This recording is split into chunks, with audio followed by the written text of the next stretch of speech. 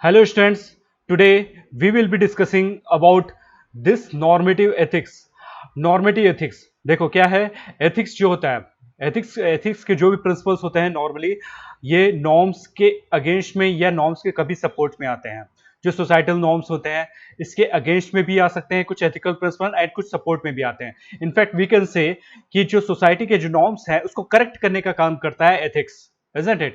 But even in ethics also some kind of norms are there. कुछ norms present है ethics में भी और जिसको बोल रहे हैं normative ethics. And these norms have been provided by many of the philosophers. बहुत सारे philosopher मिलके ये normative ethics का कुछ norms बनाए हैं, इस ethics के कुछ norms बनाए हैं. So under this normative ethics there are three predominant normative ethics are there. One is the virtue ethics. We will discuss in details virtue ethics के बारे में काफी अच्छे से देखेंगे. Second one is the consequentialism. Okay, so prominently it is mainly dependent on the utilitarianism. ठीक है ना, जिसकी utility है. Third is the deontological ethics. It is prominently Kantianism, Kant का जो फिलॉसफी है उससे डील करता है. सो हम लोग ये पार्ट को सबसे अच्छे से देखेंगे. Even many of the questions had been asked and can be asked from this areas. So what is normative ethics? I have already dealt normative ethics in previous lectures. Here you can see what is normative ethics. It is an ideal litmus test for the proper behaviour.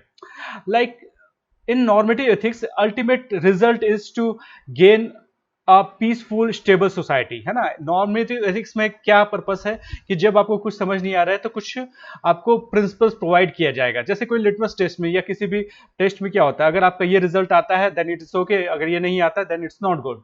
So it is the mainly dependent on the what your behaviour is and it is the test of your behaviour and it is mainly on the prescription nature. जैसे मैंने बताया ना कि already results are there, है ना. Only means इसका results या उसके मेजरमेंट्स पहले से रेडी हैं, बस आपको उसके अकॉर्डिंग टू चलना है. सो that is also normative ethics. Theory में आपका पहले से रेडी है, बस आपको प्रैक्टिकल में इंप्लीमेंट करना है. This is the study of the ethical theories that prescribes how people ought to act. कैसे पीपल को बिहेव करना चाहिए, कैसे एक्ट करना चाहिए, और ये सारे थ्योरीज इसका काम करते हैं. Even if you are not following those ethical theories and you are not behaving as it has been required from the ethics or standards of the society, then you can also be punished so as to maintain the law and order situations. जैसे होता है ना कि एक loan Wolff type के रहते हैं, जाके किसी को भी किल करके आ जाते हैं, मार के आ जाते हैं. अभी रिसेंटली पाकिस्तान में हुआ एंड ऐसा न्यूजीलैंड में हुआ. तो आपने देखा कि बहुत सारे ऐसे केसेस आते हैं जिसमें एक पर्सन गन लेके उठा के चला जाता है और बहुत लोगों को मार देता है. So in order to maintain the peaceful and the stability of the society will have to kill that person, है ना. so इसलिए कि punishing का भी इसमें norms है जो social and moral orders को disturb करता है. and even though it offers the moral principles to use the resolve difficult moral decisions. Suppose there is a case कि आप prelims के examination में बैठे हुए हैं and you are feeling and you have the gut feeling कि आपको अगर 4 marks का किसी ने बता दिया तो then this year your prelims is going to crack, है ना. आपको ये एकदम लग रहा है. अब आपको लग रहा है कि सामने वाला भी आपका फ्रेंड है और if I will ask him any questions definitely he might guide me and I can fetch 4 marks extra, है ना. आपके पास ऐसा लग रहा है. So in that case whether you will go for it और you won't go for it. पर यहाँ पे ये इतना सिंपल भी नहीं है. जैसे क्या है, यहाँ पे आपके पास दो चीजें हैं, whether you value honesty over success और you value success over honesty. वो इतना भी सिंपल ये भी नहीं है. कैसे बताते हैं. Suppose you are feeling last 10 years से यू आर सीइंग कि many of the IAS IPS suppose they are being corrupt और आपको लगता है you can contribute to the society. So ultimately what will happen if you will be a leader, there will be something good for the society. आपको लगता है, definitely लगता है कि आप अगर उस DM बनते हैं तो आप एक सोसाइटी के लिए बहुत अच्छा करेंगे. आपको खुद के करियर के लिए भी अच्छा होगा और आपके सोसाइटी के लिए भी अच्छा होगा. अब इस केस में आपका मोटिव अगर सिर्फ ये हो जाए कि आप रियल में सोसाइटी के लिए अच्छा करना चाहते हैं पर यहाँ पे 4 मार्क्स के लिए आप नहीं कर पा रहे हैं और यू कैन फील दैट कि यहाँ पे अगर मैं किसी तरीके से ऑनेस्टी कॉम्प्रोमाइज कर लूंगा तो डेफिनेटली लॉन्गर रन में 50 years के लिए मैं सोसाइटी को बेनिफिट देते रहूंगा. isn't it? So here many of the dilemmas are there. यहाँ पे आप लार्जर इंटरेस्ट के लिए भी सोच रहे हैं, पर अगर यही चीज को मैं नैरो इंटरेस्ट कर दूं कि मैं अपना सक्सेस के थ्रू मेरे को एक अच्छा अर्निंग मिलेगा, that is narrower point of view, और एक ब्रॉडर पॉइंट ऑफ व्यू आप सोसाइटी के लिए अच्छा करना चाह रहे हो, and whether to compromise honesty over this thing. So here multiple things are there, जिसके हिसाब से आपको कुछ अप्रोचेस बताया जाता है कि क्या नेचुरल लॉज हैं, क्या वर्चुअस पर्सन होता है, क्या आपके करेक्टर में होना चाहिए, वैसे अगर क्या रिजल्ट मैटर करता है कि अप्रोच मैटर करता है. ये सारे के लिए कुछ अप्रोचेस एंड कुछ theories and philosophies are provided under this normative ethics, है ना. So first normative ethics on which we will deal is utilitarianism. ठीक है ना. इसमें happiness is the ultimate goal and happiness is for individual as well as for the society. यहाँ पे देखो, a good life is the aim of the society and good life is the aim for you also, and everybody must be having, और हर का यही approach होना चाहिए कि so as to maximize the happiness. ठीक है ना. हर टाइम उसको लाइफ में यही काम करना चाहिए कि किस तरीके से हैप्पीनेस को मैक्सिमाइज किया जाए. Not only yours, your happiness should be linked to the society also, and it should be win-win situation, isn't it? So as to minimize the pain for you and your fellow mates, सबके लिए किसी तरीके से minimise करना है pen को. Even individual, institution and government, ये सारे को इसी अप्रोच में जाना चाहिए अकॉर्डिंग टू दिस थ्योरी. पर यहाँ पे देखो, it's not like egoism and altruism. यहाँ देखो, इगोइज्म अल्ट्रुइज्म में क्या है कि यहाँ पे आप अपने लिए एक अच्छा कर रहे हैं, but you are compromising the good thing for others, है ना. इगोइज्म में आप थिंकिंग फॉर सेल्फ, है ना. तो यहाँ पे एक चीज हुआ कि आप अपने लिए तो बेटर कर रहे हो, means like your action is morally right if consequences of that actions are more favorable than unfavorable for you. But here in altruism क्या होता है, an action is morally right if the consequences of the action are more favorable than unfavorable to everyone except you. Except you. जैसे आप अपना पैसा किसी को देते हो, तो आपका तो कुछ पैसा कम हो जाएगा, हो सकता है कि आपके वर्स्ट सिचुएशन में आपके पास पैसे ना रहे. तो यहाँ पे हो सकता है अल्ट्रुइज्म इसको जिसको बोलते हैं, जिसमें आपके पास कुछ ना हो पर आपके अल्टीमेटली आप किसी को हैप्पीनेस दे रहे हो. एक में क्या है, आप खुद हैप्पी हो रहे हो पर बाकी लोगों को उतना ज्यादा सोच नहीं रहे हो. बट यूटिलिटेरियनिज्म में क्या है कि आप दोनों के लिए कोशिश कर रहे हो. ठीक है ना.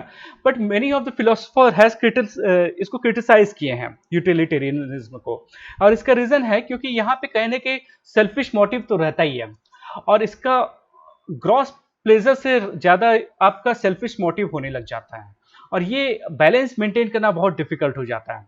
इसलिए ये अप्रोच को हम लोग ये भी बोलते हैं कि कॉन्सिक्वेंशियलिज्म. अल्टीमेटली इसका रिजल्ट क्या होता है कि इसका रिजल्ट अगर किसी के लिए गुड होता है, तो even if you are taking bribe, है ना, it is good for you. आपका भी पैसा मिल रहा है और वहां पे एक ब्रिज भी बन जा रहा है, तो आप दोनों काम हो जा रहा है. आपको लगता है आप क्वालिटी पे भी कंप्रोमाइज नहीं कर रहे हो और आपका भी हो जा रहा है काम.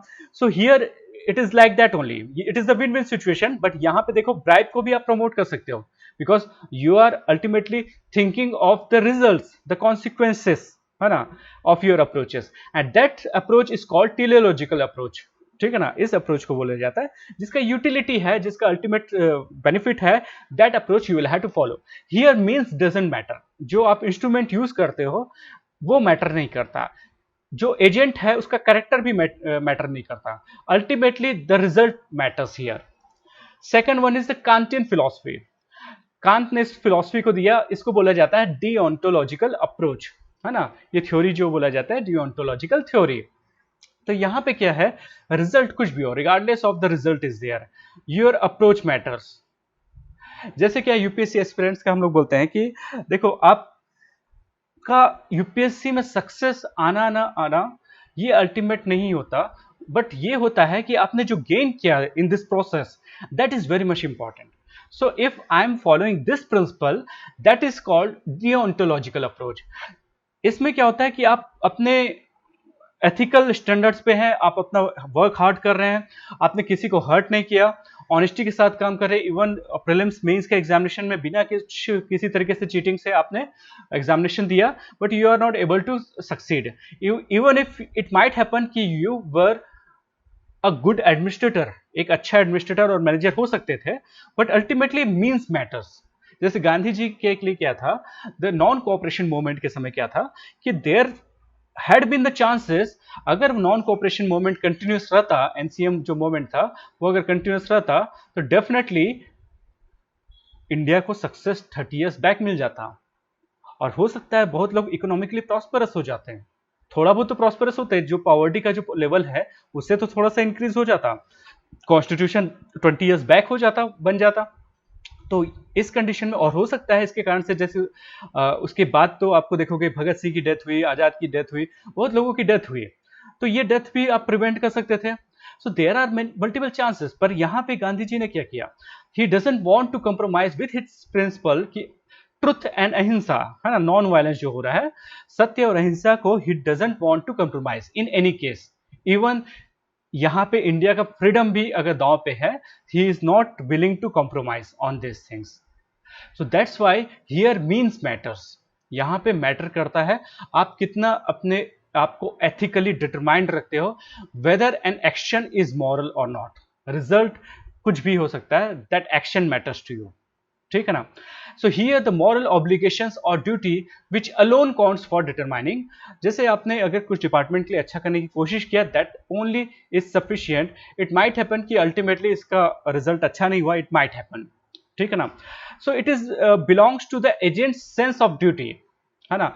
आपको ये पता रहना चाहिए कि what is exactly your moral duties towards the department, towards your institution, ठीक है ना। सो इट्स आउटकम का मैटर नहीं कर रहा है यहाँ पे, ठीक है ना। यहाँ पे इसलिए देखोगे जो सिविक कॉन्स्टिट्यूशंस होते हैं, ये जो कांत ने क्या बोला था, he has rejected the education, even the civic constitution, he approached on inner perfections, ये लॉ पे ज्यादा फोकस ना करके रादर देन ये अपने इनर परफेक्शन पे ज्यादा फोकस किए कि you should be true to yourself, है ना।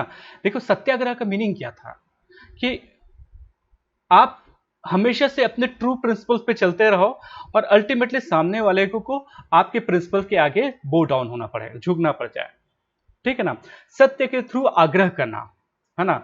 तो इसका मतलब ये भी था कि आप अपने आप का कैरेक्टर को इतना स्ट्रांग रख रहे हो कि आप किसी भी कंडीशन में आप उसको कंप्रोमाइज नहीं कर रहे हो, और इसी को बोला जा रहा है कि यही गॉड की भी इच्छा है, it is the God's will according to Kant, and God का विल ही अल्टीमेट रिजल्ट है मॉरल लॉज का। जो देखो लॉज में not necessary everything is written, है ना, बट मॉरल थिंग्स अगर आपको पता चल जाए, अगर मॉरलिटी आपके पास आ जाए, तो there is no need of the law also, ठीक है ना। So that is the one of the approach. Third approach which we are talking about, the virtue ethics, it is quite important ethical approach. यहां पे क्या होता है, यहां it belongs to your character. Here you will have to internalize the things which you want to follow.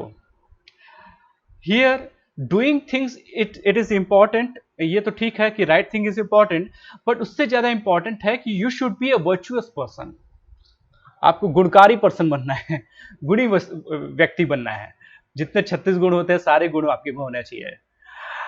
It's not like that, पर हाँ means if you are following और admiring any kind of principles like kindness, है ना, अगर आपको लगता है कि kindness is good for you and kindness is good for the society also, and you are admiring that principle regardless of what could be the result of that thing, that is the virtue ethics. It is about the purification of your character, है ना। ये formal rule से काफी beyond है इस, और invert consequences से भी बियॉन्ड है। देखो अभी तक हम लोगों ने देखा था कि एक में था कि मीन्स मैटर करता था, एक में था रिजल्ट मैटर करता था, पर यहां पे आपका कैरेक्टर मैटर करता है कि हाउ योर कैरेक्टर इज। आपका कैरेक्टर अगर करेक्ट है तो किसी कारण से आपने गलत पाथ को धोखे से फॉलो कर लिया, है ना, but ultimately you are stick on your character, it might happen कि आपने धोखे से उस चीज को फॉलो कर लिया, और या तो किसी धोखे से उसका रिजल्ट गलत आ गया, है ना। Either results are miss unfortunately is not favourable, और your means is not favourable unknowingly. Here your main focus is on your character, है ना. That's and this theory has been provided by Aristotle. The first systematic proponent of the virtue ethics was provided by him. So you must be knowing what is the definition of virtue. Virtue can be defined as an excellence of the character which leads to an act in a morally praiseworthy manner. देखो क्या होता है, दो चीजें होती है. हम लोग कुछ एक्शन करते हैं ताकि उसका प्रेज हो, पर यहां पे अपोजिट है. आप ऐसा एक्शन करो जिसका प्रेज होना ही है. मतलब आपके एक्शन में इस करेक्टर की कैपेबिलिटी हो, और वो एक्शन इसलिए आ रहा है क्योंकि आपका थॉट वैसा है. अगर आपका थॉट वैसा है और you have that kind of personality, then you are performing that kind of action, automatically praise will follow. Like if kindness is there, है ना, a person who possesses the virtue of the kindness will behave kindly towards the others. That's okay.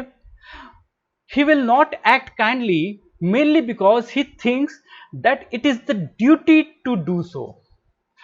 Ethics ने या society ने ये standard दे दिया था कि kindness is good, that's why you are following the kindness is good. और आपके family ने बताया कि kindness is good for you, और आपके रिलीजन ने बताया कि kindness is good for you, और आपके सोसाइटी के लिए अच्छा है. That's why you are following that principle. और कहीं ना कहीं आपके माइंड में है कि your duty, you are performing this duty, keeping in the calculation in the mind that acting kindly will maximize the total utility of you in your society.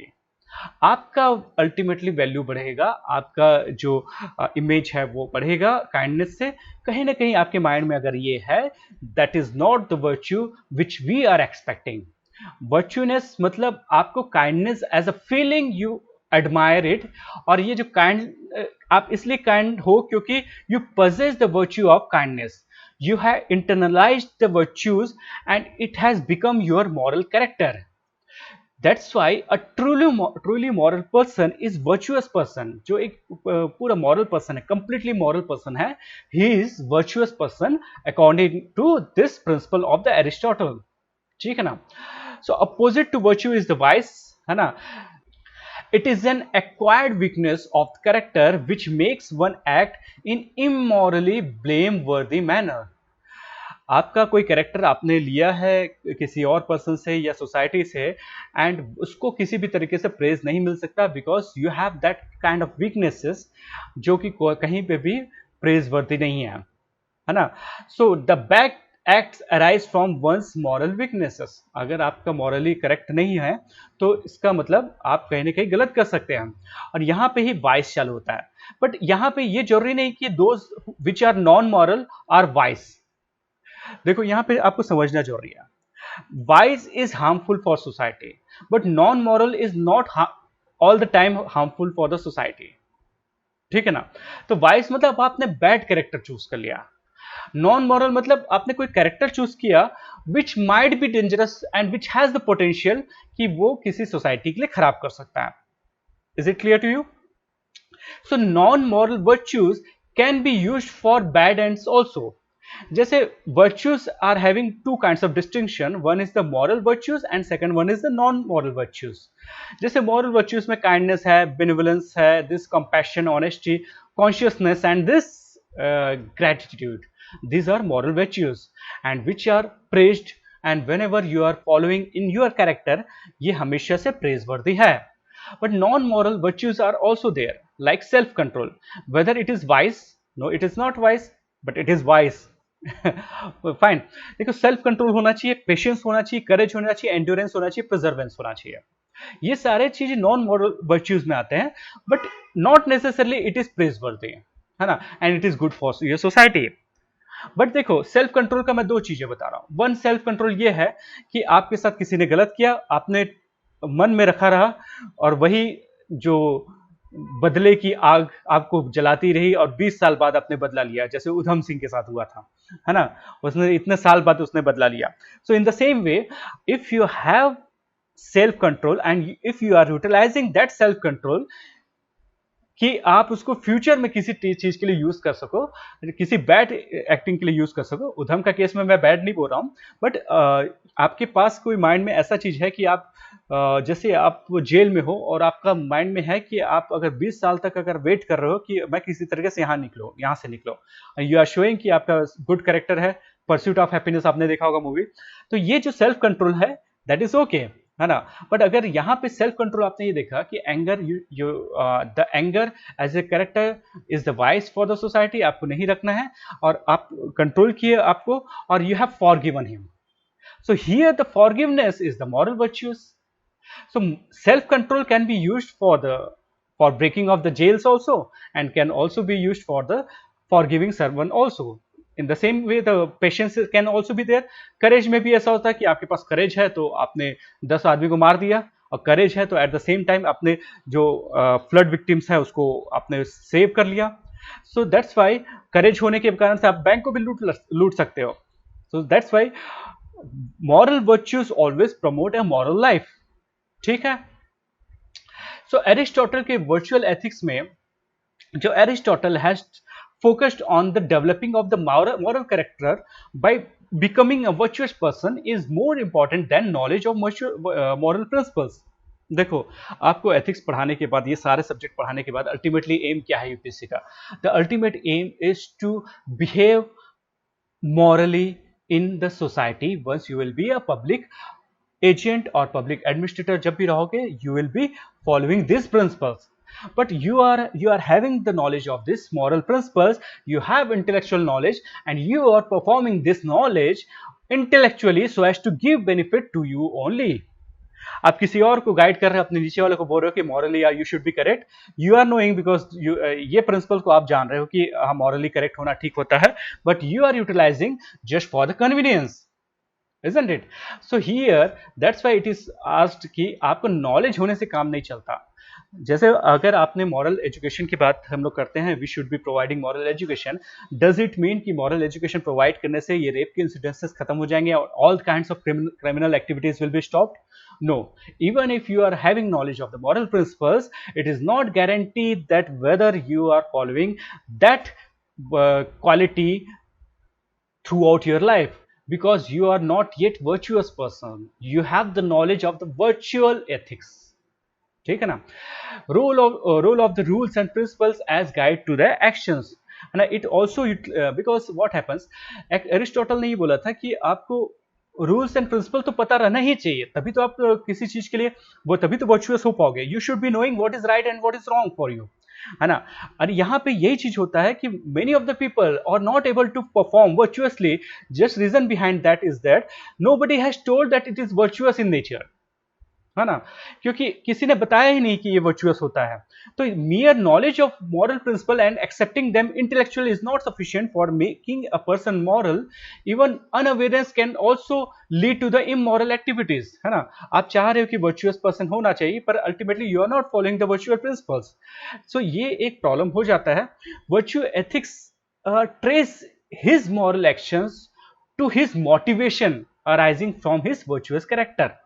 कहाँ से इसका मॉरल, इसका जो बोलना चाहिए यहाँ इसका गाइडेंस कहाँ से आ रहा है, इस पे फोकस करता है दिस वर्च्यू एथिक्स.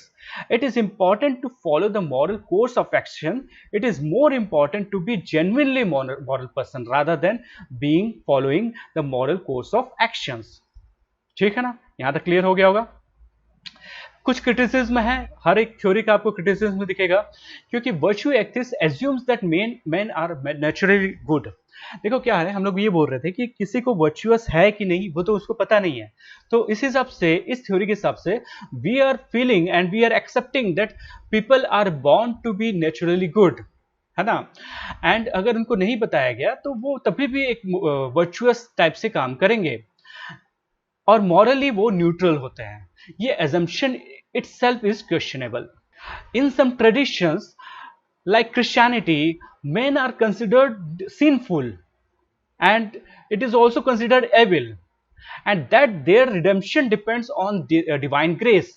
ये क्रिश्चियनिटी में एंड अदर आपके कल्चर्स में है कि मैन इज पहले से सोचा जाता है कि आप पापी हो, ठीक है ना, अब आपको शुद्ध करने के लिए कुछ करना है. और यहाँ पे वर्चुअस एथिक्स में क्या हो रहा है, आपको पहले से सोचा जाता है यू आर गुड, और लेटर ऑन आपको थोड़ा सा नॉलेज देके you will be a good virtuous person will be there.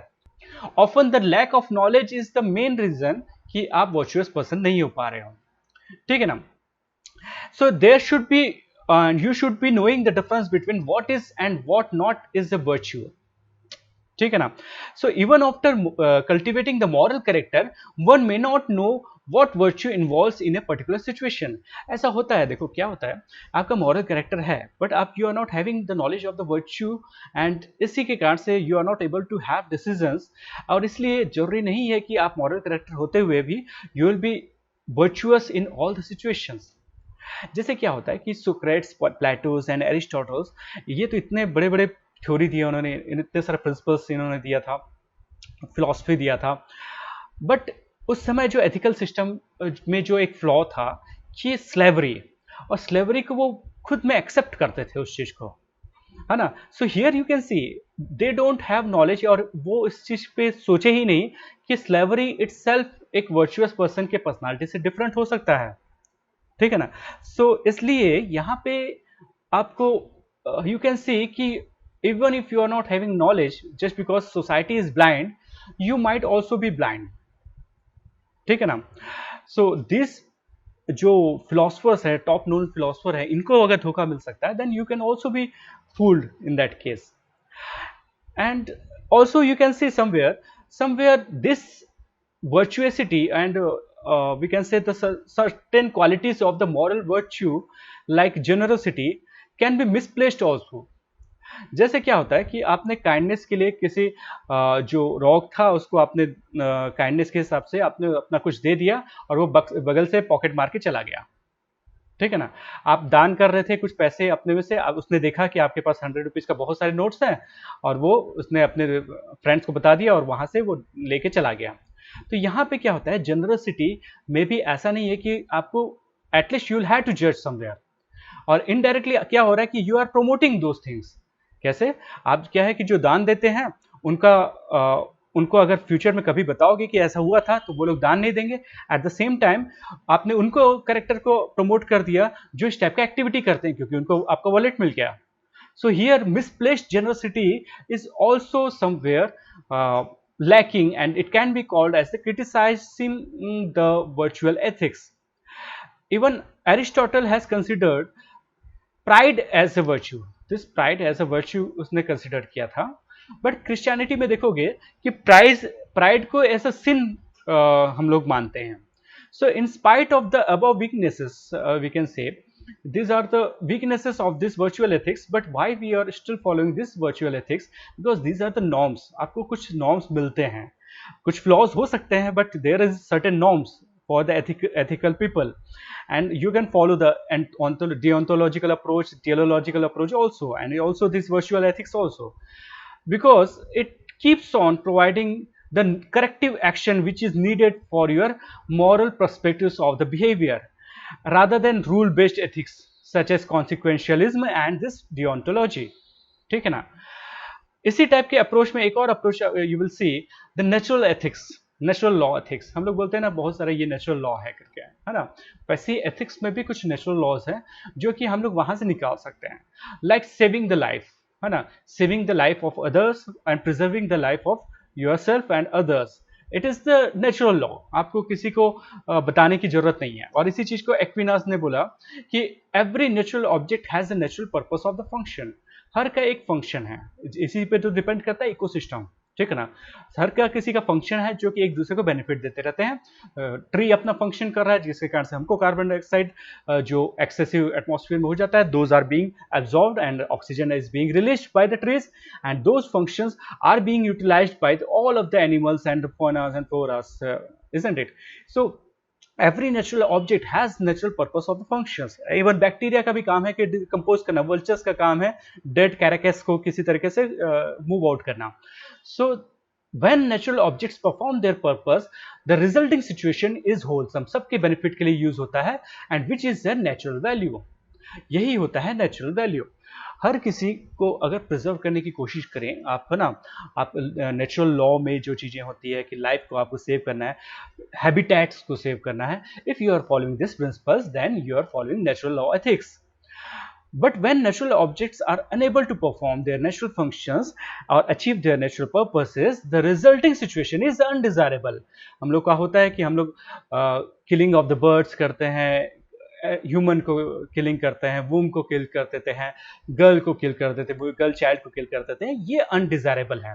है ना, according to this principles. So it is the duty of the human life to preserve all kinds of lives.